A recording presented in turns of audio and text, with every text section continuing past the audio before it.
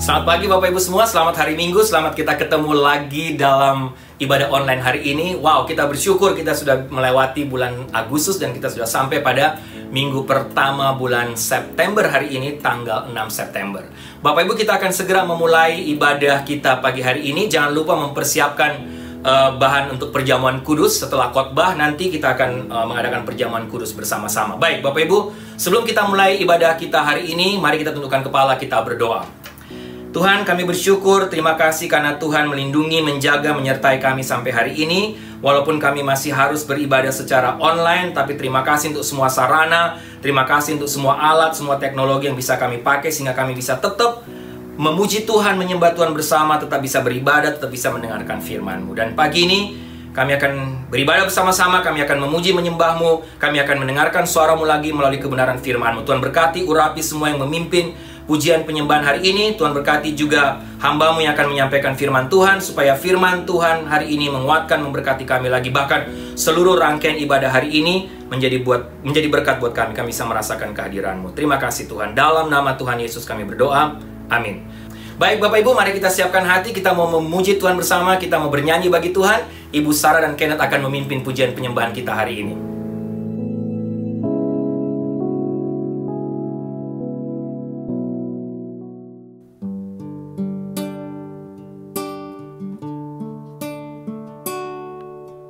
Belum pernah ada kasih di dunia sanggup menerima diriku apa adanya selain kasih-Mu, Yesus.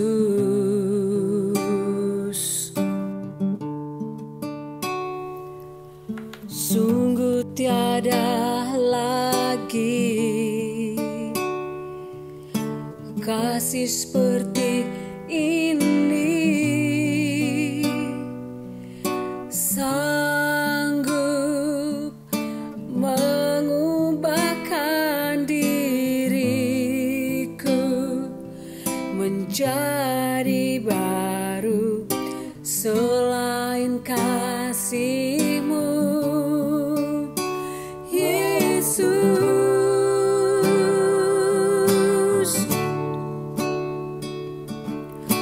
Kau ku kagumi dalam hati, kasih-Mu tiada duanya.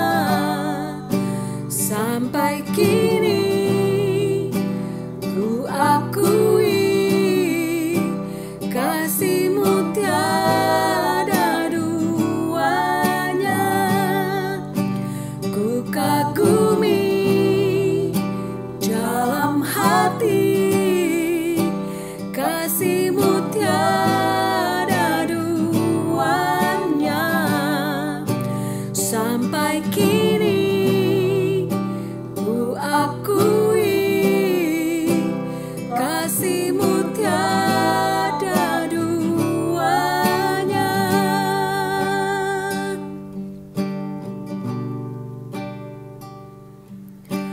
Takkan ada lagi kasih seperti ini, sanggup mengubahkan hidupku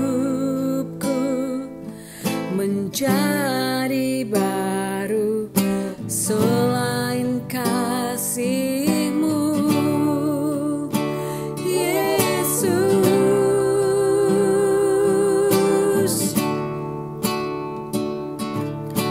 Kau ku kagumi dalam hati, kasih-Mu tiada duanya. Sampai kini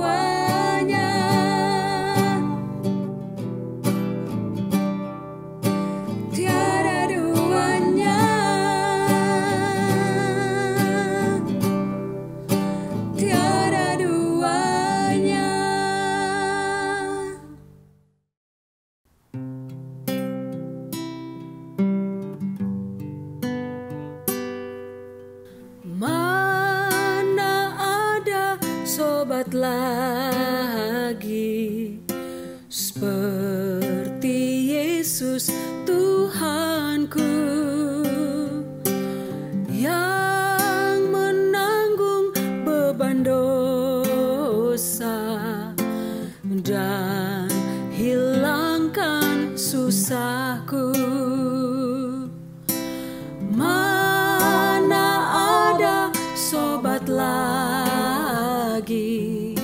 seperti Yesus Tuhanku, yang menanggung beban dosa dan hilangkan susahku. Kau pujaanku, kekasih jiwaku, sobat yang setia tak pernah berubah. Kaulah Yesusku, kau pujaanku, kau tetap ada saat semua tiada. Kau pujaanku, kekasih jiwaku, sobat yang setia tak pernah berubah. Kaulah Yesusku, kau pujaanku, kau tetap ada saat semua tiada. Kau tetap ada saat semua tiada.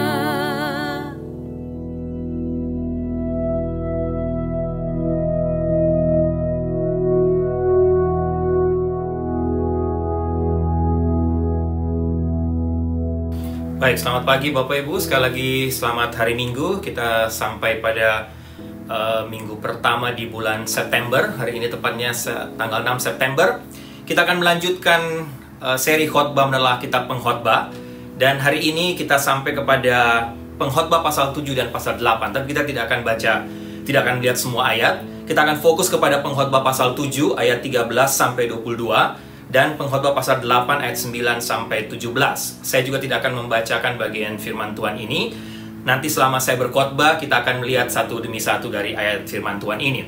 Tema khotbah saya hari ini yaitu ketika hidup ini tidak dapat kita pahami.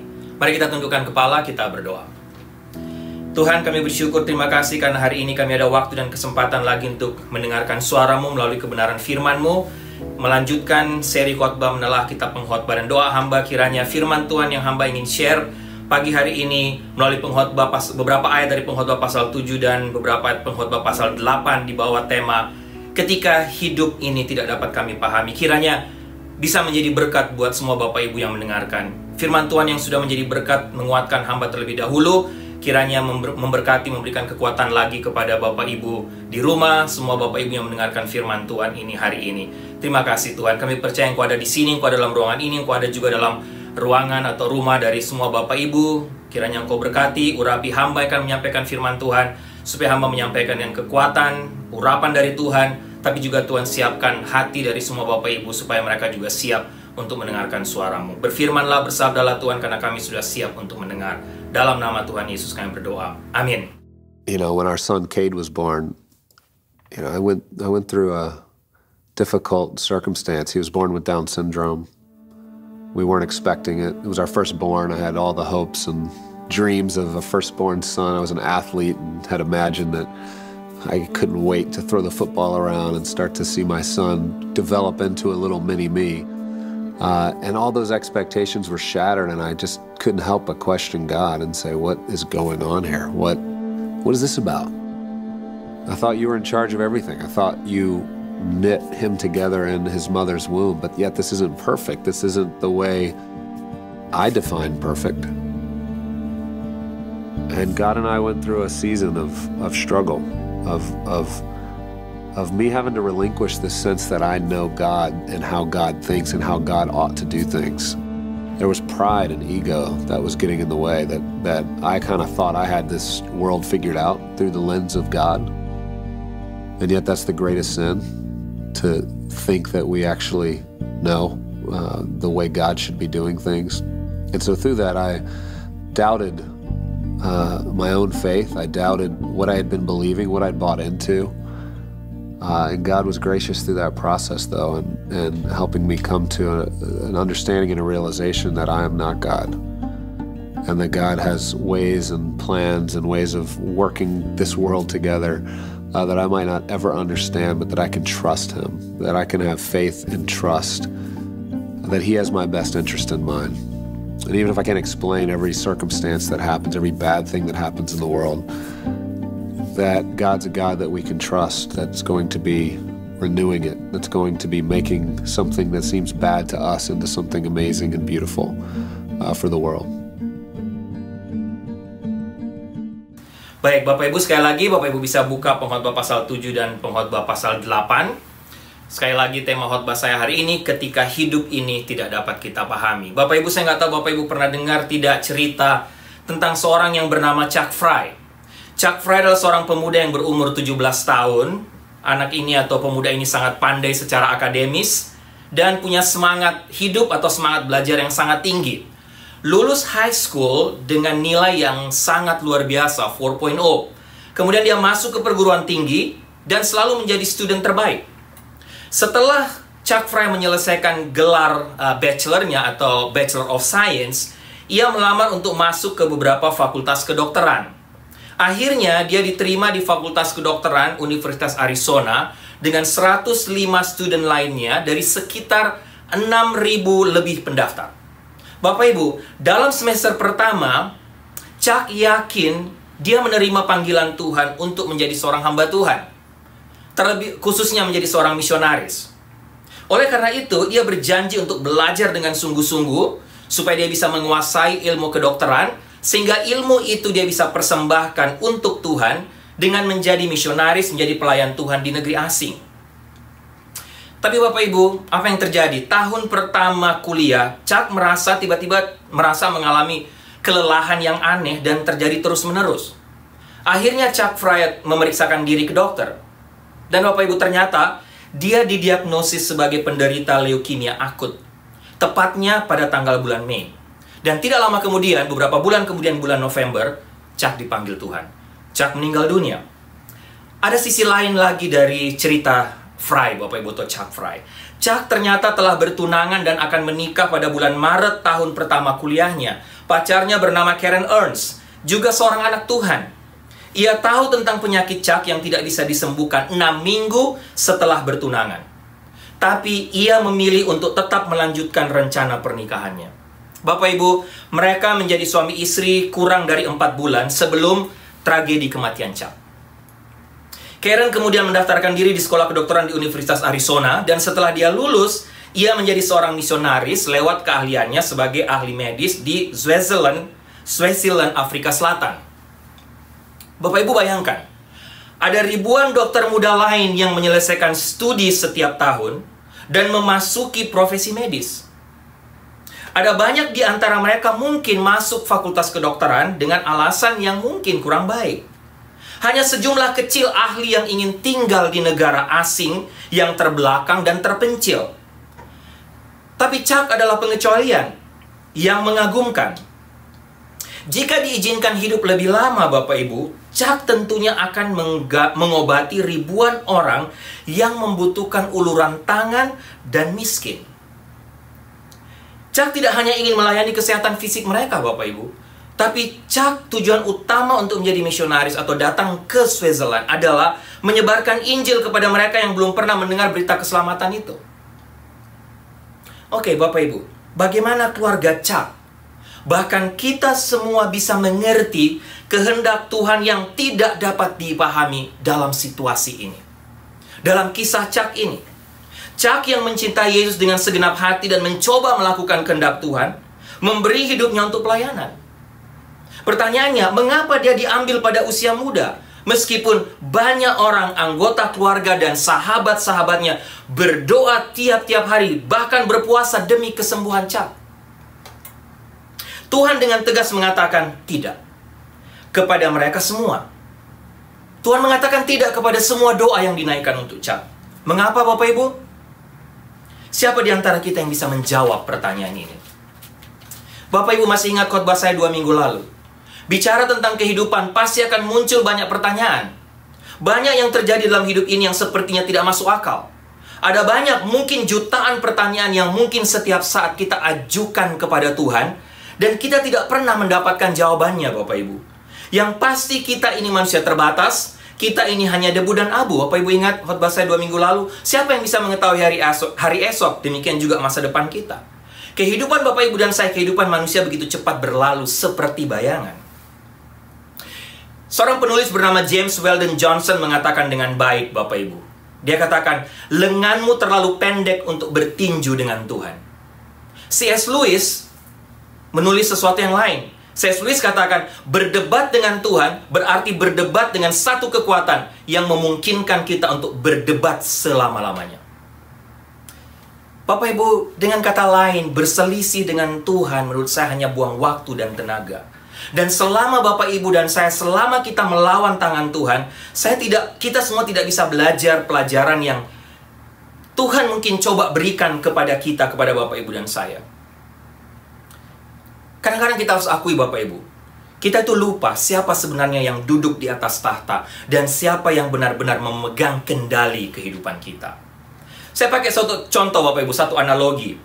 Bagaimana kalau ada orang yang kira-kira datang berkunjung ke rumah kita atau ke rumah Bapak Ibu? Waktu dia baru masuk ke rumah, dia mulai kritik sana-sini. Dia tidak suka dengan wallpaper kita, warnanya dia tidak suka. Dia tidak suka dengan semua dekorasi di rumah kita. Dia tidak suka dengan gambar yang tergantung di dapur kita, yang tergantung di ruang tamu kita, yang tergantung di ruang makan kita. Bapak Ibu, kalau Bapak Ibu bertemu dengan orang seperti yang datang ke rumah Bapak Ibu, selesai dia bicara, kira-kira apa yang berada di dalam pikiran Bapak Ibu? Saya yakin sama, kita akan semua katakan, hey, siapa yang punya rumah ini? Emangnya siapa yang bayar bil semua rumah ini? Artinya apa, Bapak Ibu? Sayalah atau kitalah yang mengontrol segala sesuatu dalam rumah kita. Orang lain boleh-boleh saja, siapa saja yang datang ke rumah kita boleh saja untuk mengkritik dan boleh saja memberikan opini, betul?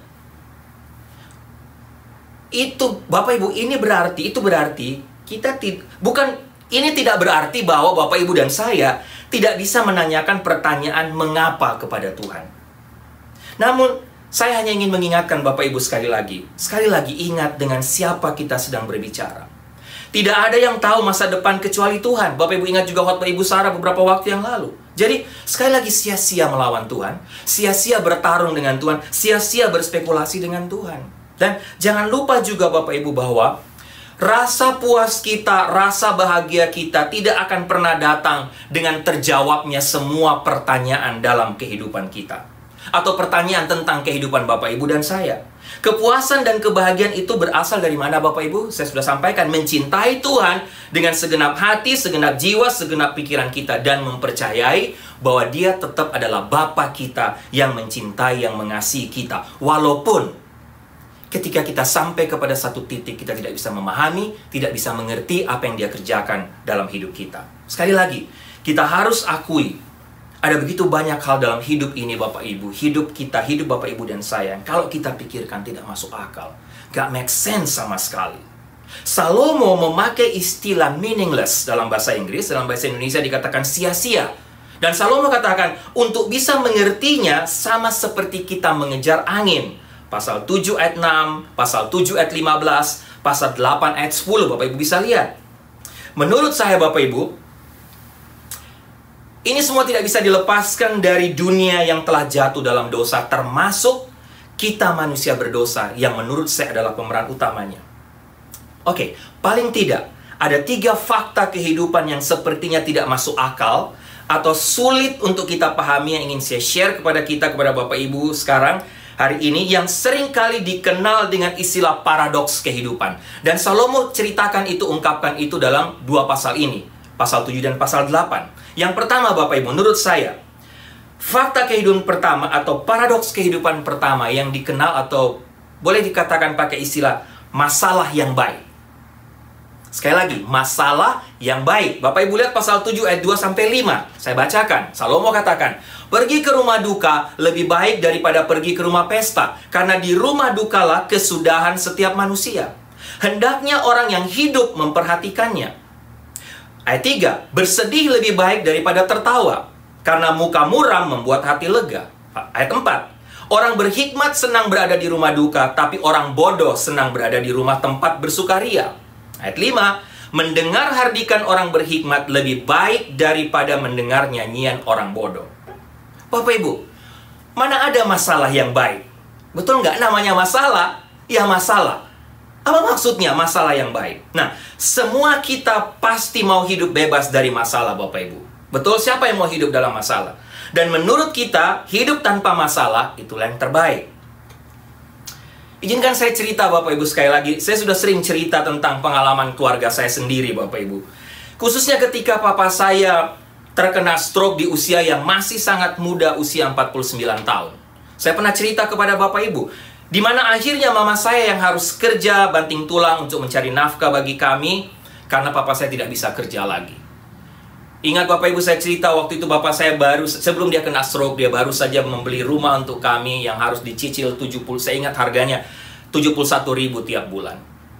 Baru beli rumah, papa saya mendapatkan pekerjaan, kemudian karena dia sakit, dia harus berhenti dari bekerja. Sehingga Bapak Ibu, mulai dari papa saya sakit, kami merasa kami terus hidup dalam pergumulan, penderitaan, masalah, khususnya secara finansial. Tapi Bapak Ibu, saya juga pernah saksikan kepada Bapak Ibu. Saya pernah tanya kepada Tuhan, Tuhan, kenapa papa saya harus sakit 11 tahun ketika kami justru sangat membutuhkan? Dan kenapa Tuhan izinkan 11 tahun kami dalam masa-masa papa saya sakit waktu itu? Kami juga sama, kami berdoa tiap-tiap hari, tiap saat minta kesembuhan dari Tuhan. Tapi Tuhan tidak jawab. Sampai saya masuk sekolah teologi, saya tanya kepada Tuhan, kenapa Tuhan tidak sembuhkan papa saya? Tapi Bapak Ibu, satu kali saya bertanya kepada Tuhan, Tuhan jawab seperti ini, atau Tuhan bicara seperti ini, Ricky, coba engkau lihat selama 11 tahun ketika papamu sakit, apa yang terjadi? Bapak Ibu, saya terpukul dan harus saya akui dengan jujur. Justru di masa-masa sulit, di masa-masa sukar secara finansial, di masa-masa selama 11 tahun itu di masa papa saya sakit, di masa itulah iman kami sekeluarga benar-benar dibawa Tuhan untuk berakar, untuk benar-benar kuat. Kami belajar selama 11 tahun bergantung total kepada Tuhan, Bapak Ibu. Dan inilah yang saya maksudkan, Bapak Ibu. Kenapa saya kategorikan ini, atau saya beri contoh ini sebagai masalah yang baik? Masalah tentunya bagi kami sekeluarga secara finansial. Tetapi justru di tengah pergumulan masalah 11 tahun ini, kami belajar hidup bergantung total kepada Tuhan. Bapak Ibu jangan pernah lupa, sebagian besar pelajaran hidup yang berharga kita dapatkan ketika kita berada pada masa-masa sulit. Betul? Bahkan masa-masa terburuk dalam hidup kita. Masalah dan kesulitan seringkali membuat kita mau tidak mau bertindak secara bijak. Salomo sudah mengatakan hal ini 4.000 tahun yang lalu ketika menulis jurnal hidupnya. Pelajaran terbaik dapat dipelajari justru pada saat-saat terburuk, kata Salomo. Ayat firman Tuhan yang saya baca tadi. Secara garis besar sebenarnya Salomo mengatakan kepada kita bahwa kita tidak akan pernah menemukan kebijaksanaan dalam nyanyian-nyanyian di tengah pesta. Salomo memakai analogi ini. Kebijaksanaan atau hikmat itu justru akan kita temukan di mana? Di rumah duka, di tengah duka cita. Pasal 7 ayat 5. Kadang-kadang bahkan seringkali hal-hal terburuk yang terjadi dalam hidup kita yang juga adalah masa-masa terbaik dalam sejarah kehidupan kita. Bapak Ibu ingat juga Yakobus pasal 1 ayat 2-4. Saudara-saudaraku, kata Yakobus, anggaplah sebagai suatu kebahagiaan apabila kamu jatuh ke dalam berbagai-bagai pencobaan. Sebab kamu tahu bahwa ujian terhadap imanmu itu menghasilkan ketekunan.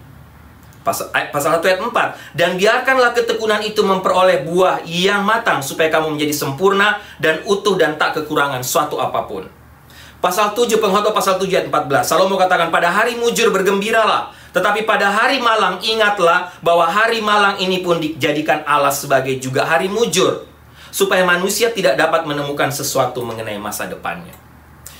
Fakta kehidupan, paradoks kehidupan yang pertama, Bapak Ibu, masalah yang baik. Yang kedua, keuntungan yang buruk. Ada istilah bad luck. Apa maksudnya? Bapak Ibu bisa lihat, baca pasal 7, 15-29, pasal 8 ayat 9-14, Bapak Ibu lihat. Tapi oke, saya mulai dengan satu cerita, Bapak Ibu. Ada cerita tentang seorang pria atau seorang laki-laki yang percaya tahyul, namanya Frank. Frank ini percaya bahwa 5 itu adalah angka istimewa buat dia. Buat Frank. Kenapa? Dia lahir pada tanggal 5 Mei. Jadi 5 Mei. Dia punya 5 anak. Dan dia tinggal di 555 East 55 Street.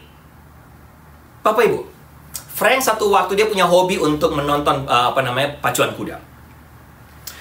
Satu waktu dia berada di pacuan kuda, dia nonton perlombaan kuda pada hari ulang tahunnya yang ke-55. Dan menarik, waktu dia datang ke pacuan kuda, si Frank kaget terkejut karena dia melihat ada seekor kuda di antara kuda yang lain. Kudanya bernama Numero 5. Saya nggak tahu betul ucapannya itu tidak. Numero 5 artinya nomor 5. Nama kuda itu. Dan Numero 5 atau kuda ini berada di balapan nomor 5 atau di garis nomor 5, Bapak Ibu. Apa yang Frank lakukan? 5 menit sebelum balapan mulai, dia pergi ke loket nomor 5 karena dia tahu menurut dia 5 adalah angka istimewa buat dia. Dia taruh $5.000 sebagai taruhan untuk Numero 5, untuk kuda tadi. Bapak Ibu, apa yang terjadi? Benar. Numero 5 setelah berlomba berada pada urutan ke-5. Bapak Ibu yang biasa bertaruh sudah tahu. Berarti Frank kehilangan $5.000 pada waktu itu karena Numero 5 tidak berada pada urutan nomor 1, berada pada nomor 5. Bapak Ibu, ini kisah, ini cerita, contoh, bad luck, Bapak Ibu. Tapi kalau kita mau masuk kepada lebih jauh tentang paradoks kehidupan, Bapak Ibu, sering ada pertanyaan seperti ini. Mengapa ada orang fasik yang hidup makmur dan orang benar hidup menderita? Paradoks. Kata Salomo dalam ayat 15. Ada orang saleh, orang benar yang binasa dalam kesalehannya.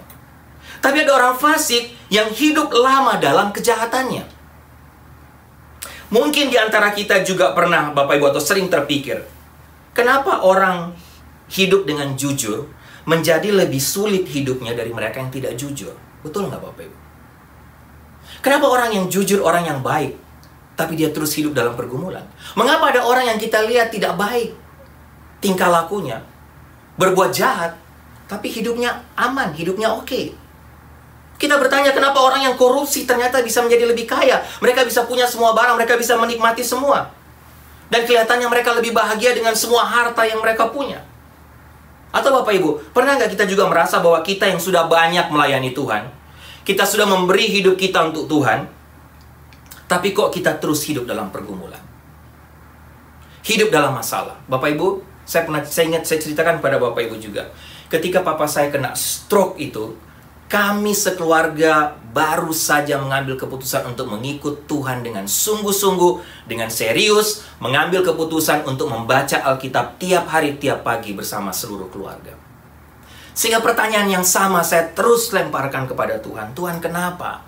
Kenapa di saat ketika kami sekeluarga ambil keputusan untuk mengikut Tuhan, melayani Tuhan, kami sekeluarga mengambil keputusan melayani Tuhan, Bapak Ibu, pada waktu itu, kenapa Tuhan justru kami hantam dengan masalah? Kenapa papa saya harus sakit? Menurut logika kita, Bapak Ibu, cara hidup yang lurus, yang baik, tentunya berbuahkan kebahagiaan atau kesejahteraan atau hidup yang lebih baik. Tapi kenapa ternyata kenyataannya tidak, Bapak Ibu? Bapak Ibu, pasti kita juga sering punya pertanyaan seperti ini. Inilah yang saya sebut tadi paradoks kehidupan. Hal ini mungkin membuat kita berpikir kembali, ya, buat apa saya mengikuti Tuhan? Buat apa saya melayani Tuhan? Buat apa saya melakukan perintah Tuhan? Toh belum tentu hidup saya menjadi lebih baik. Saya nggak tahu Bapak Ibu pernah nggak punya pikiran seperti ini. Sebaliknya, mengikuti hal yang bertentangan dengan kehendak Tuhan mungkin akan lebih baik, memberikan kita bahagia. Misalnya tadi contoh, korupsi jelas melawan kehendak Tuhan, tapi mungkin kita bisa lebih baik.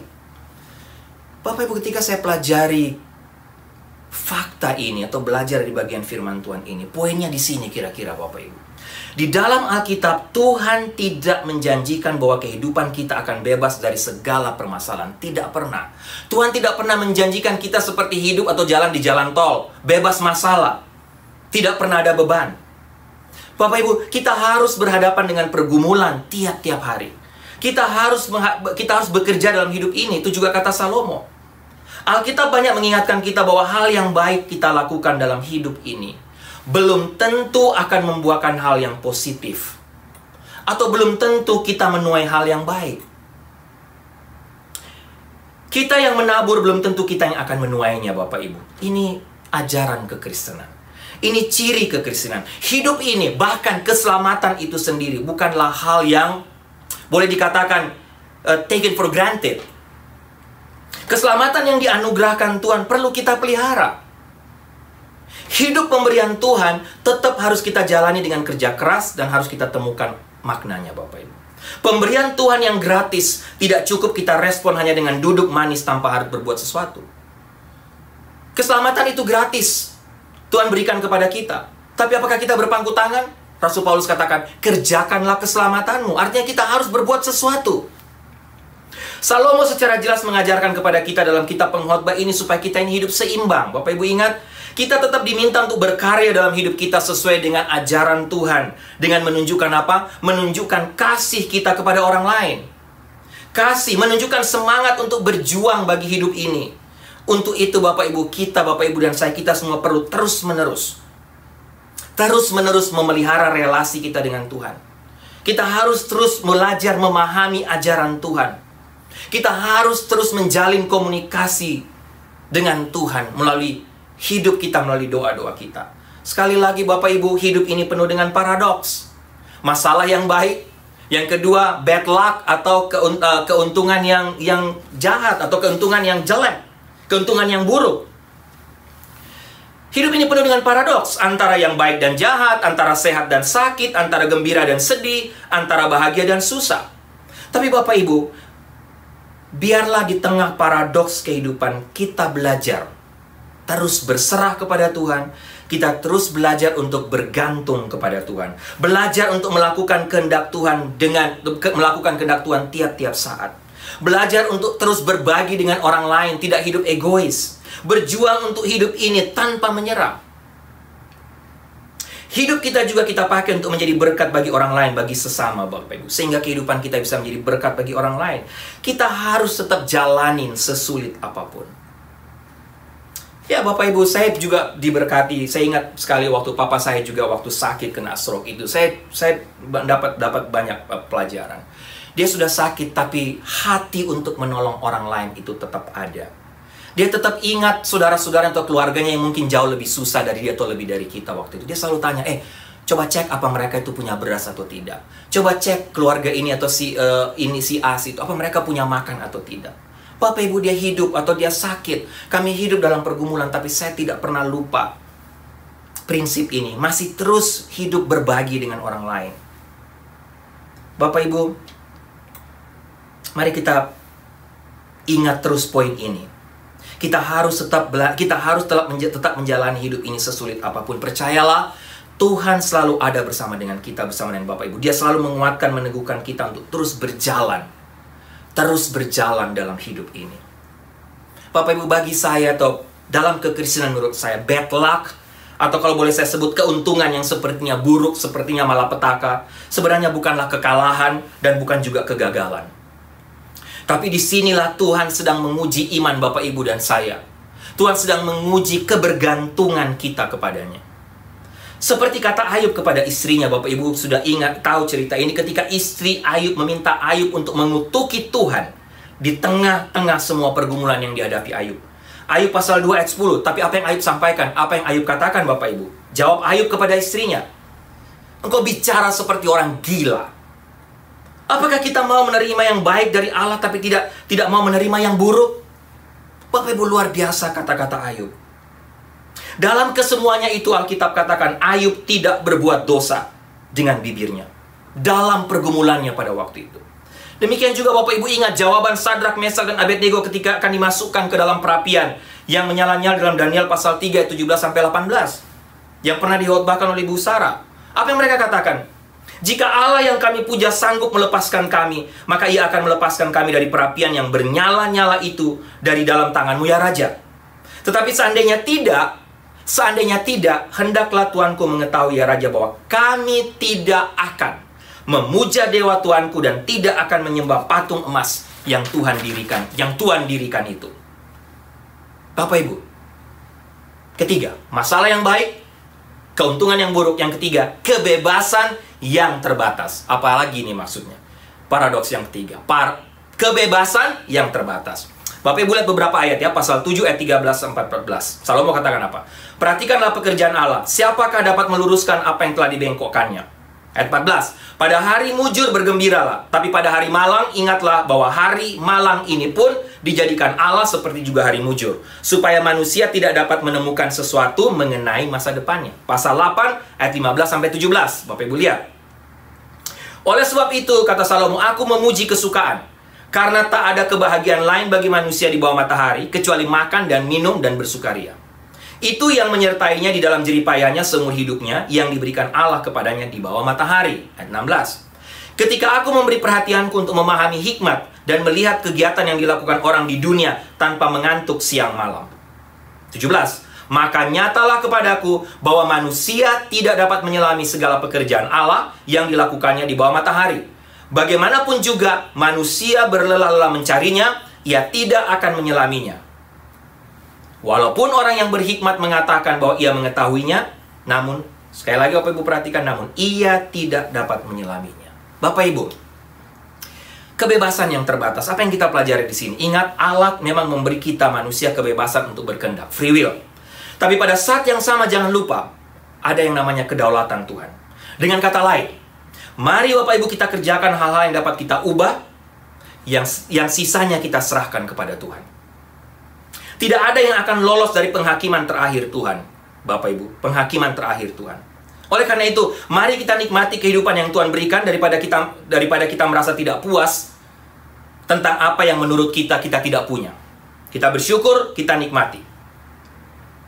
Limited freedom atau kebebasan yang terbatas, Bapak Ibu, baik atau tidak? Saya sering pakai analogi ini juga, Bapak Ibu.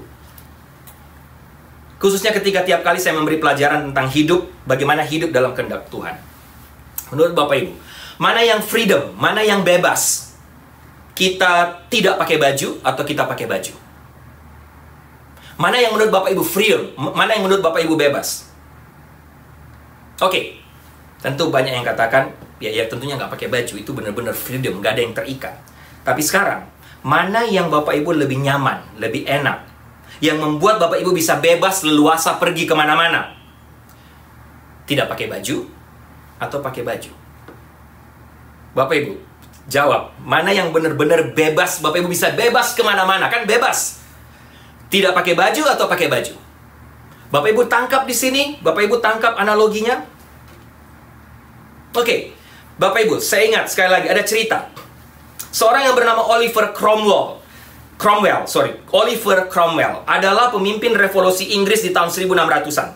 Dia dan timnya diutus untuk suatu pertemuan penting. Mereka tinggal satu malam di sebuah kota di dekat pelabuhan, dan kemudian satu malam mereka tidur. Oliver Cromwell tidur di tempat tidurnya, kemudian dia punya sekretaris, dia juga punya seorang pelayan yang tidur di kamar mereka sendiri. Diceritakan Bapak Ibu, Cromwell tidak bisa tidur, tapi pelayannya atau budaknya itu justru bisa tidur enak. Nah, karena sang sekretaris mendengar atau mengetahui bahwa Cromwell tidak bisa tidur, Cromwell ini sekretaris dari Oliver Cromwell ini membangunkan budak dari Cromwell, pelayannya tadi. Kemudian dia tanya, kenapa dia tidak bisa tidur? Kemudian sang sekretaris menambahkan sendiri, oh, bisa jadi saya khawatir kalau meeting atau pertemuan tadi itu terjadi sesuatu yang sulit mungkin. Atau Cromwell harus mengambil satu keputusan yang sulit. Saya yakin ini sehubungan dengan pertemuan tadi. Kira-kira begitu Bapak Ibu. Tapi sambil bercerita, budak atau pelayan ini bertanya kepada sekretaris dari Cromwell. Boleh nggak saya bertanya, Tuan? Apakah Tuhan menguasai dunia sebelum kita lahir? Rupanya sekretaris ini anak Tuhan. Dia kata, oh ya pasti. Sudah pasti. Kemudian budak ini pelayan ini tanya lagi, akankah Tuhan juga memerintah setelah kita mati?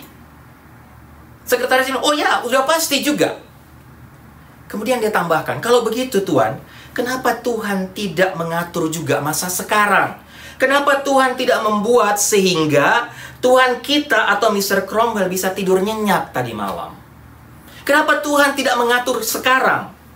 Bapak Ibu, menurut saya, menjawab pertanyaan ini paling tidak ada 2 poin penting. Yang pertama, Jangan lupa kita memang punya kehendak bebas, tapi kita juga punya Allah sebagai penguasa, pencipta, dan pengatur hidup kita. Allah berada di atas kehendak bebas kita. Ada bagian di mana kita bebas memutuskan berdasarkan kehendak dan hati nurani kita, Bapak Ibu. Tapi jangan lupa, di luar keterbatasan kita sebagai manusia, ada Allah yang tidak terbatas. Yang kedua adalah ada bagian yang kita tahu jawabannya, khususnya dalam setiap kejadian dalam hidup kita. Tapi masih ada begitu banyak juga pertanyaan kita yang kita tidak sanggup menjawabnya. Kenapa? Karena kita terbatas. Di sisi lain, sepertinya kita ini manusia yang bebas melakukan apa saja. Yang tadi ada saya katakan kebebasan yang terbatas. Tapi di sisi lain kita terbatas. Karena kenapa? Memang kita manusia terbatas. Kita bebas melakukan apa saja karena kita punya kehendak bebas. Tapi kita terbatas. Dan ingat, kita ada Tuhan yang juga mengatur, menguasai hidup kita. Bapak Ibu, saya yakin masih ada begitu banyak pertanyaan lain dalam hidup atau dalam dunia ini selain pertanyaan dari diri saya sendiri. Mengapa Tuhan tidak menyembuhkan papa saya waktu sakit? Kenapa Tuhan tidak menjaga papa saya supaya dia tidak sakit? Dan juga pertanyaan keluarga Chuck Fry. Kenapa Tuhan mengambil Chuck Fry yang mendapat panggilan mulia untuk menjadi seorang hamba Tuhan, menjadi seorang misionaris? Berjanji kepada Tuhan kalau dia lulus fakultas kedokteran, dia memberi hidupnya untuk Tuhan. Kenapa dia dipanggil Tuhan? Misalnya, banyak pertanyaan. Mengapa Tuhan tidak menghentikan ketika pesawat penumpang yang dikemudikan oleh kelompok teroris dan menyebabkan seluruh penumpang dalam pesawat mati? Bahkan juga ditambah sekitar 8.000 lebih manusia tidak berdosa yang mati di dalam dan di sekitar gedung WTC. Kenapa Tuhan tidak hentikan? Kenapa Tuhan tidak menghalangi pesawat Adam Air yang jatuh dalam perjalanan dari Surabaya ke Manado, di mana di dalamnya ada sekeluarga, seorang hamba Tuhan dari salah satu gereja di Sidoarjo yang ingin berlibur bersama keluarga di Manado? Mengapa Tuhan tidak menghalangi jatuhnya pesawat Air Asia dari Surabaya ke Singapura yang ditumpangi oleh puluhan orang dan keluarga anak Tuhan dari gereja Mawar Saron di Surabaya? Bapak Ibu, kenapa? Siapa yang bisa menjawab? Saya tahu Bapak Ibu ini bukan hal mudah untuk kita jawab dan kita mengerti. Tapi kita semua perlu belajar mempercayai Tuhan yang mengatur kehidupan kita sekarang ini. Tuhan juga mengatur hidup orang-orang di sekeliling kita, juga orang-orang yang kita kasihi. Kita ini manusia terbatas, sekali lagi kita ini hanya debu. Kita tidak sanggup memahami seluruh pekerjaan Tuhan dalam dunia ini, termasuk dalam hidup kita, Bapak Ibu. Saya ingat Ulangan pasal 29 ayat 29, Bapak Ibu. Bapak Ibu mungkin tahu juga ayat ini. Firman Tuhan katakan, hal-hal yang tersembunyi ialah bagi Tuhan Allah kita. Tapi hal-hal yang dinyatakan ialah bagi kita dan bagi anak-anak kita sampai selama-lamanya. Supaya kita melakukan segala perkataan hukum Taurat ini. Apa maksudnya? Artinya Tuhan sudah katakan ada hal yang memang tersembunyi bagi kita yang tidak sanggup kita jawab, Bapak Ibu. Pasal 8 ayat 12, Salomo juga katakan, walaupun orang yang berdosa dan yang berbuat jahat 100 kali hidup lama, namun aku tahu bahwa orang yang takut akan Allah akan beroleh kebahagiaan. Sebab mereka takut terhadap hadiratnya. Tetapi orang yang fasik, pasal 8:13, tapi orang fasik tidak akan beroleh kebahagiaan, dan seperti bayang-bayang ia tidak akan panjang umur karena ia tidak takut terhadap hadirat Allah. Bapak Ibu, menurut saya kunci untuk menjawab semua pertanyaan seputar ketidakpastian hidup tadi adalah dalam beberapa ayat tadi. Dalam Pengkhotbah pasal 7 ayat 13 tadi, pasal 8 ayat 17. Saya bacakan sekali lagi. Salomo katakan, maka nyatalah kepadaku bahwa manusia tidak dapat menyelami segala pekerjaan Allah yang dilakukannya di bawah matahari. Bagaimanapun juga manusia berlelah-lelah mencarinya, ia tidak akan menyelaminya. Walaupun orang yang berhikmat mengatakan bahwa ia mengetahui, namun ia tidak dapat menyelaminya. Itu kata Salomo, jelas Bapak Ibu. Mungkin memang kita tidak akan pernah mengerti Bapak Ibu. Tidak akan pernah menyelami semua pekerjaan Tuhan dalam hidup kita. Dan kita tidak akan pernah menemukan jawaban seperti yang kita cari atau kita inginkan. Tapi Bapak Ibu, saya ingin menutup bagian firman Tuhan atau sharing saya, khotbah saya hari ini. Ada beberapa kebenaran dari pernyataan Salomo yang perlu kita ketahui sekaligus dapat menjadi kekuatan buat kita. Buat Bapak Ibu. Ini yang saya lihat. Dalam menghadapi masalah atau tekanan dalam hidup kita dalam bentuk apapun. Khususnya ketika pertanyaan mengapa kita tidak terjawab. Yang pertama Bapak Ibu, jangan lupa tentang kedaulatan Tuhan. Banyak hal dalam kehidupan ini di mana Tuhan belum atau juga tidak menjelaskan alasannya. Mengapa ia melakukan hal tersebut dalam hidup kita? Pertanyaan untuk kita adalah, Bapak Ibu, saya ingin tanya, pertanyaan untuk kita semua. Apakah memang Tuhan harus atau wajib menjelaskan dirinya kepada kita? Apakah memang Tuhan harus menjelaskan semuanya? Bapak Ibu, nggak usah Tuhan. Bapak Ibu yang sudah biasa atau pernah mengurus visa di kedutaan besar Amerika, yang mau ke Amerika atau pernah ke kedutaan besar atau ke konsulat jenderal di Surabaya. Jangankan Tuhan. Kalau Bapak Ibu tahu atau pernah merasakan situasi atau pernah melihat orang melamar visa di kedutaan, apa mereka menjawab ketika ada orang yang tanya, boleh nggak saya tahu kenapa saya tidak dapat visa? Bapak Ibu, selalu jawaban dari orang konjen, orang kedutaan apa? Kamu tidak harus tahu jawabannya. Kamu tidak dapat. Bapak Ibu, itu kita, itu konjen, itu kedutaan. Apalagi Tuhan, apakah Tuhan harus? Bapak Ibu, artinya dalam kenyataan sehari-hari, ada banyak pertanyaan kita khusus yang dimulai dengan kata mengapa yang tetap tidak akan terjawab. Kenapa? Itu kedaulatan Tuhan. Alangkah sombongnya kita jika kita, Bapak Ibu, kita berpikir sebaliknya. Jika kita berpikir bahwa kita bisa mengetahui semua tentang apa yang Tuhan kerjakan. Mencoba menganalisa sifat maha kuasa Tuhan adalah seperti amuba yang mencoba memahami tingkah laku manusia. Apa artinya, Bapak Ibu? Dalam kenyataan sehari-hari adalah bahwa banyak pertanyaan kita, khususnya yang dimulai dengan kata mengapa, tidak atau akan tetap tidak terjawab hingga kini. Dan itulah menurut saya kedaulatan Tuhan. Dan keterbatasan kita sebagai manusia ciptaan. Kita tidak akan pernah memahaminya, Bapak Ibu. Dengan kata lain, siapa yang dapat melawan atau memberikan protes kepada Tuhan terhadap apa yang Tuhan lakukan? Contoh saja, apa kita selalu setuju dengan tindakan dan kebijakan Presiden Trump? Tentu tidak, betul? Apakah kita bisa melawannya karena kita tidak setuju? Juga tidak. Bukankah orang-orang seperti Presiden Trump punya hak veto yang tidak dapat diganggu-gugat oleh siapapun? Betul nggak, Bapak Ibu? Dia punya hak veto. Tidak ada yang bisa lawan. Tapi pertanyaan, masihkah kita menerima Presiden Trump sebagai pemimpin kita? Walaupun mungkin ada yang katakan tidak, tapi ya harus karena dia adalah presiden kita. Sekarang, bagaimana juga dengan kebijakan Presiden Obama periode yang lalu? Apakah semua kita setuju? Tentu saja tidak, Bapak Ibu. Tidak semua orang setuju dengan apa yang Presiden Obama lakukan waktu lalu. Secara pribadi, saya juga mungkin tidak setuju waktu itu. Tapi pertanyaan, apakah saya tetap respect, tetap hormat kepada Presiden Obama waktu itu? Yes. Saya tetap menghormati dia karena saya tahu Presiden Obama adalah presiden saya atau presiden Amerika waktu itu. Dia tetap presiden apapun. Saya tidak setuju dengan kebijakannya, tapi dia tetap presiden. Dan saya tidak pernah menghujat, tidak pernah mengucapkan kata-kata yang jelek. Tidak pernah melawan dia. Karena dia tetap adalah presiden Amerika. Yang kedua, Bapak Ibu, tentang rencana ajaib Tuhan. Ajaib tidak selalu seperti yang kita mengerti. Tidak selalu indah untuk orang yang mengalaminya. Kadang-kadang ajaib bermaksud kesakitan, penderitaan seumur hidup. Tapi di dalamnya ada berkat-berkat rohani.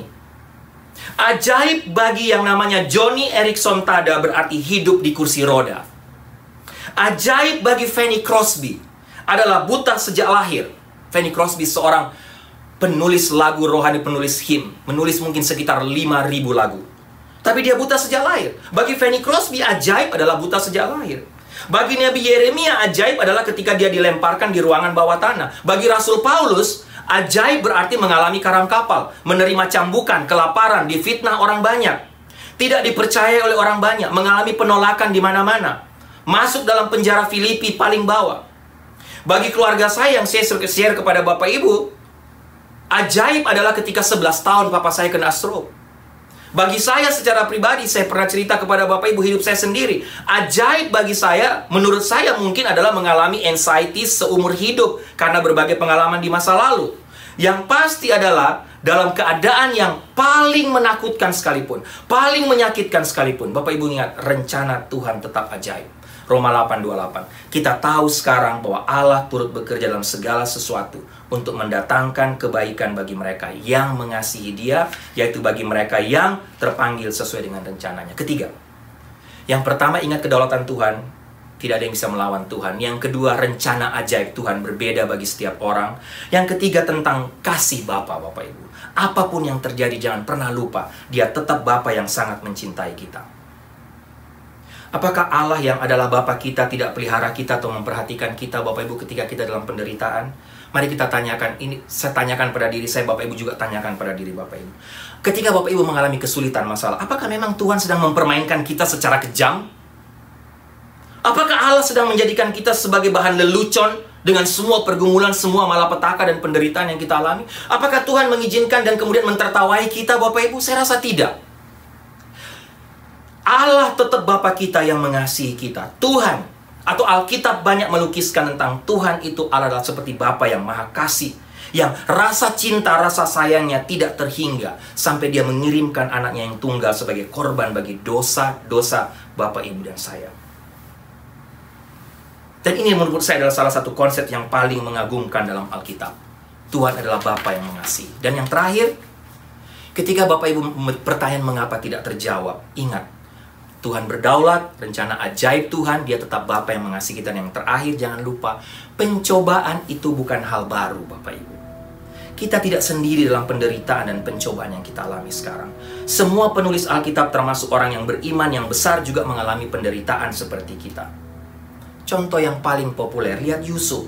Ketika ia mengalami semua penderitaan hidup sebelum ia menjadi pangeran raja muda di Mesir, tidak ada petunjuk, Bapak Ibu, bahwa Tuhan menjelaskan kepada Yusuf apa yang ia perbuat selama bertahun-tahun, masa-masa yang menyakitkan bagi dia. Tapi lihat, Tuhan punya rencana, Tuhan punya planning, Tuhan memulihkan kembali hidupnya. Tapi sebelum itu, Tuhan tidak menjelaskan kepada Yusuf. Yang Yusuf lakukan hanyalah hidup taat, hidup tetap takut Tuhan, hidup tetap menghormati Tuhan. Bapak Ibu, ketika kita diperhadapkan dengan paradoks kehidupan yang saya sampaikan tadi, disinilah yang namanya iman kita butuhkan. Disinilah iman, Bapak Ibu, yang namanya iman kita butuhkan. Saya tutup dengan cerita terakhir. Ada kisah seorang misionaris di Afrika, Bapak Ibu, mengalami kesulitan besar dalam mencoba untuk menerjemahkan Injil Yohanes ke dalam bahasa daerah lokal. Dia menghadapi masalah untuk menemukan kata percaya. Sehingga waktu dia mentranslate Alkitab ke dalam bahasa lokal, bahasa daerah di situ, dia selalu tiap kata tiba di kata percaya dia kosongkan, dia taruh titik. Jadi dia lewatkan. Satu hari ada seorang masyarakat kampung tiba-tiba lari dengan tergopoh-gopoh datang ke tempat misionaris ini, di mana misionaris ini tinggal. Dia rupanya baru berlari dengan jarak yang sangat jauh karena ingin membawa satu pesan yang sangat penting kepada misionaris. Setelah dia menceritakan ceritanya atau pesannya kepada misionaris, karena dia capek berlari begitu jauh, kemudian Bapak Ibu, di dekat rumah misionaris itu ada semacam tempat tidur gantung. Dia langsung pergi ke situ dan dia melemparkan badannya di situ. Dia langsung berbaring di semacam tempat tidur gantung di dekat rumah misionaris. Kemudian dia mengucapkan satu kata, menggumamkan satu kata waktu dia membaringkan, menjatuhkan badannya di tempat tidur gantung itu. Dia mengucapkan satu kata. Kemudian misionaris ini, dia belum pernah mendengar kata itu sebelumnya. Kemudian dia tanya kepada orang sekitar situ, kata apa tadi yang dia pakai? Apa maksudnya? Apa yang dia sebut itu? Kemudian orang menjelaskan artinya kata yang dia sebut tadi waktu dia jatuhkan badannya di tempat tidur, kira-kira seperti ini. Orang tadi menjelaskan dalam bahasa Inggris.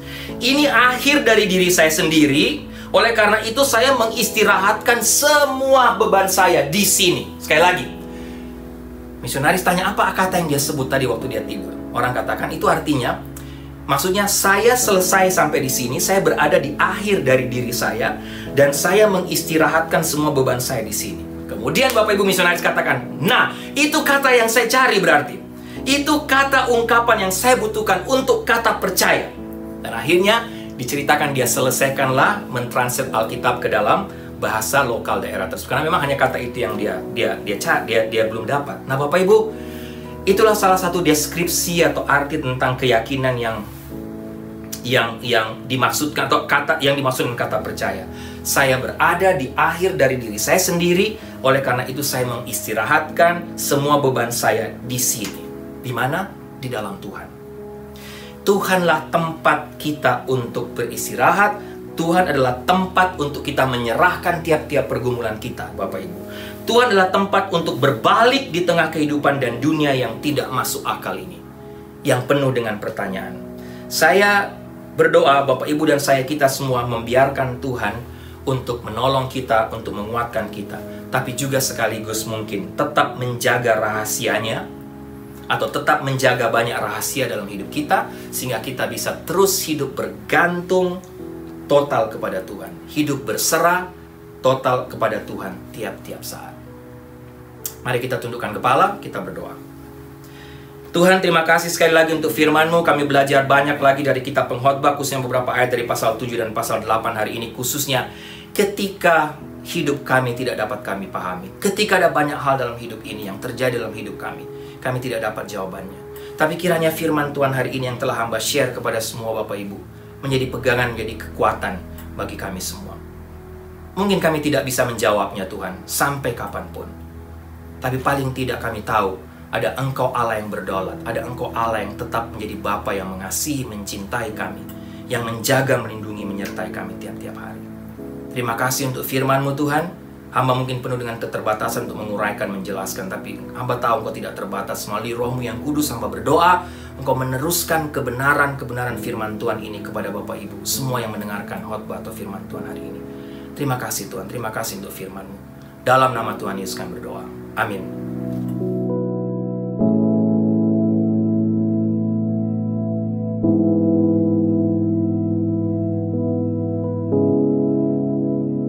Baik Bapak Ibu, mari kita siapkan hati untuk masuk dalam perjamuan kudus hari ini. Roti yang kita pecah-pecahkan ini mengingatkan kita akan tubuh Kristus yang diserahkan bagi kita untuk menebus kita. Demikian pula Bapak Ibu dengan cawan minuman ini yang kita pakai untuk mengucap syukur, mengingatkan kita akan darah Kristus yang dicurahkan bagi kita untuk pengampunan dosa kita.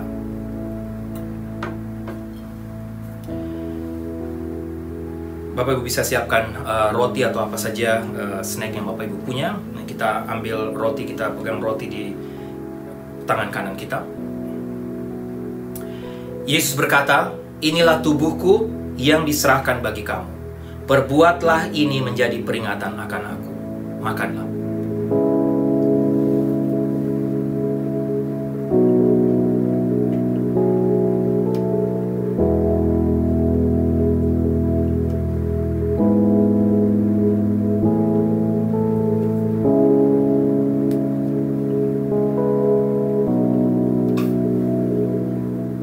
Bapak Ibu angkat cawan atau minuman yang Bapak Ibu punya, wine, anggur, apa saja. Kita pegang di tangan kanan kita. Pada malam yang sama Yesus pun berkata, "Cawan ini adalah perjanjian baru yang dimeteraikan oleh darahku. Perbuatlah ini setiap kali kamu meminumnya untuk menjadi peringatan akan aku. Minumlah."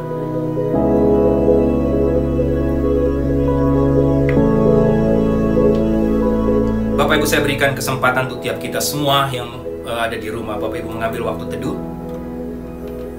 1-2 menit. Saya mau Bapak Ibu mengucap syukur, ambil waktu untuk mengucap syukur untuk karya Tuhan di atas bukit Golgota.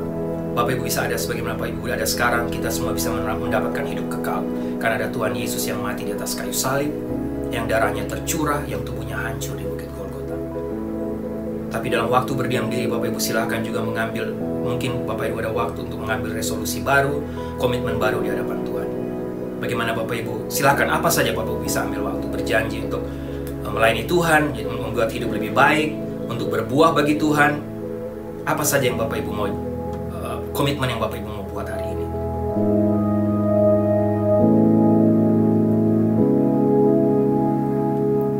Tuhan, terima kasih Tuhan, kami bersyukur karena hari ini kami ada waktu untuk memperingati peristiwa agung 2000 tahun yang lalu ketika Engkau mati di atas kayu salib di bukit Golgota.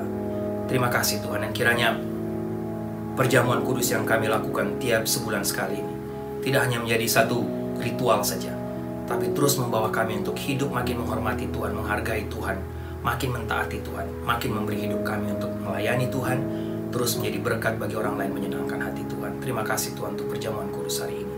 Dalam nama Tuhan Yesus kami berdoa. Amin. Baik Bapak Ibu, kita akan mengakhiri ibadah kita hari ini. Doa saya sekali lagi kita semua diberkati Tuhan melalui seluruh rangkaian ibadah kita hari ini, melalui pujian dan penyembahan kita, melalui firman Tuhan, juga melalui perjamuan kudus yang kita lakukan. Sebelum saya tutup dalam doa berkat, ada beberapa pengumuman. Yang pertama, Bapak Ibu, kita kumpul sebentar sore, jangan lupa jam 4.30 di playground di antara dapur dan preschool. Sore ini kita akan berdoa, ambil waktu untuk berdoa bersama, bersekutu bersama. Kalau Bapak Ibu punya pertanyaan sehubungan dengan khotbah-khotbah dari kitab pengkhotbah, Bapak Ibu bisa tanyakan, kita bisa sharing, dan sesudah itu kita bisa saling mendoakan satu dengan yang lain. Baik, Bapak Ibu, yang berikut pengumuman, jangan lupa terus doakan untuk persiapan Mission Night tanggal 24 Oktober secara online, secara virtual, jam 7 malam. Bapak Ibu doakan terus supaya semua acara malam misi online ini bisa menjadi berkat buat semua yang mendengarkan. Doakan semua persiapan yang sedang dilakukan sekarang, semua persiapan baik musik, lagu, para penyanyi yang menyiapkan firman Tuhan, bahkan semua video yang sedang disiapkan. Bapak Ibu doakan supaya semua bisa pada tanggal 24, tepatnya tanggal 24 bisa berjalan dengan baik dan acara malam misi bisa berlangsung dengan lancar. Kita doakan sekali lagi terus, goal kita tahun ini sekali lagi $80.000 US. Kita berdoa supaya Tuhan buat mujizat sekali lagi di malam misi. Dan Bapak Ibu, kalau Bapak Ibu yang sudah mau mulai memberikan donasi untuk malam misi, mulai sekarang sudah bisa. Bapak Ibu bisa online, Bapak Ibu bisa melakukan melalui online sekarang. Kalau Bapak Ibu sudah biasa memberikan persembahan online pakai di apps dan pakai Pushpay, di situ sudah ada option Global Mission Night. Jadi Bapak Ibu bisa memberikan donasi Bapak Ibu secara online, atau kalau Bapak Ibu mau tetap seperti biasa tulis cek, Bapak Ibu bisa tulis cek mulai dari sekarang NLCC dan di bawahnya ada note Global Mission Night. Atau Bapak Ibu kalau mau beri khusus untuk Indonesia, Bapak Ibu bisa tambah Global Mission Night Indonesia. Baik, Bapak Ibu, itu beberapa pengumuman. Terus doakan juga untuk persiapan election pada bulan November. Kita terus berdoa supaya Tuhan mengontrol semuanya, Tuhan mengatur semuanya. Siapapun yang terpilih nanti jadi presiden, kita percaya itulah pilihan Tuhan. Tuhan punya maksud di balik semuanya, Tuhan punya rencana. Baik, Bapak Ibu, ya itu pengumuman. Mari kita tundukkan kepala, saya akan tutup dalam doa berkat. Jemaat yang kekasih, tundukkanlah kepalamu, arahkan hatimu kepada Tuhan, dan terimalah berkat Tuhan. Anugerah keselamatan dari Tuhan Yesus Kristus, kasih sayang yang tidak berkesudahan dari Allah Bapa, serta penyertaan dari Roh-Nya yang kudus, kiranya menyertai engkau sekalian mulai hari ini, sampai Maranatha Tuhan Yesus datang kembali. Haleluya, amin. Kau pujaanku, kekasih jiwaku, sobat yang setia, tak pernah berubah. Kaulah Yesusku, kau pujaanku, kau tetap ada saat semua tiada. Kau pujaanku, kekasih jiwaku, sobat yang setia, tak pernah berubah. Kaulah Yesusku, kau pujaanku,